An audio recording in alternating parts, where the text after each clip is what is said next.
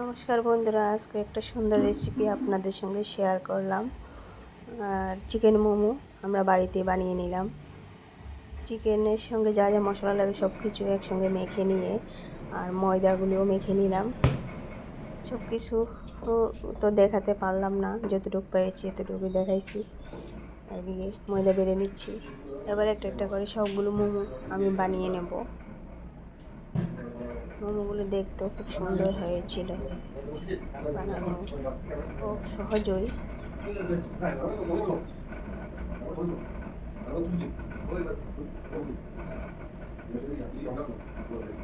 এইভাবে বাড়িতে বানিয়ে নিন মোমো, দারুণ টেস্ট হয়, একেবারে দোকানের মতোই টেস্ট হয়েছিল।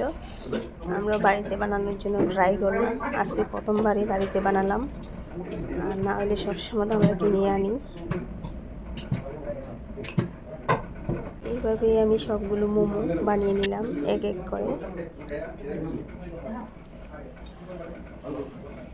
আর চুপও আমি বাড়িতে বানিয়ে নিলাম, ক্রিমটাও বানিয়ে নিলাম। সব কিছু বানাতে দেখাতে পারলাম না, যতটুকু পেরেছি ততটুকুই দেখাইছি। যতটা মোমো খেতে স্বাদ হয় তার চেয়ে বেশি পরিশ্রমও লাগে, আর তার চেয়ে বেশি পরিশ্রম দিতে হয়।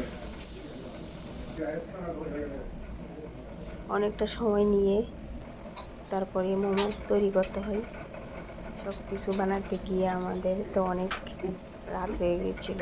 আমি ভিডিওটা করেছিলাম কালকে, আজকে পোস্ট করব।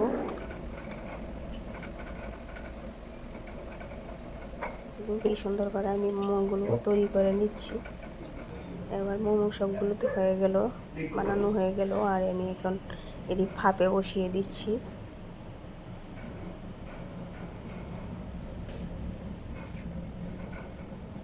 আমি ডেকচির মধ্যে গরম জল বসিয়ে তার মধ্যে একটু চালনি দিয়েছি। চালনির মধ্যে আমি তেল লাগিয়ে নিয়েছি। তেলটা লাগিয়ে নিয়েছি, না হলে যে নিচে লেগে যায়, সেই জন্য আবার ঢাকা দিয়ে আমি এদিকে মোমোটি সিদ্ধ বসিয়ে রাখলাম, মানে ভাপে বসিয়ে রাখলাম। আর এদিকে আমি চুপ তৈরি করে নিচ্ছি। মোমো আমার হয়ে গেছে, আমি এবার নামাই নিব থালের মধ্যে একটা একটা করে। মোমোগুলি যেমন দেখতে সুন্দর হয়েছিল, তেমন খেতেও অসাধারণ হয়েছিল। এইভাবে আপনারা বাড়িতে বানিয়ে নিন। আমার মোমো রেসিপিটা আপনাদের কেমন লাগলো কমেন্টে জানাবেন। দেখুন কত সুন্দর হয়েছে। চুপ আর ক্রিম এগুলো আমরা নিজেরা বাড়িতে বানিয়েছি। কেমন লাগলো আমার মোমো রেসিপিটা কমেন্টে জানাবেন। ধন্যবাদ সবাইকে।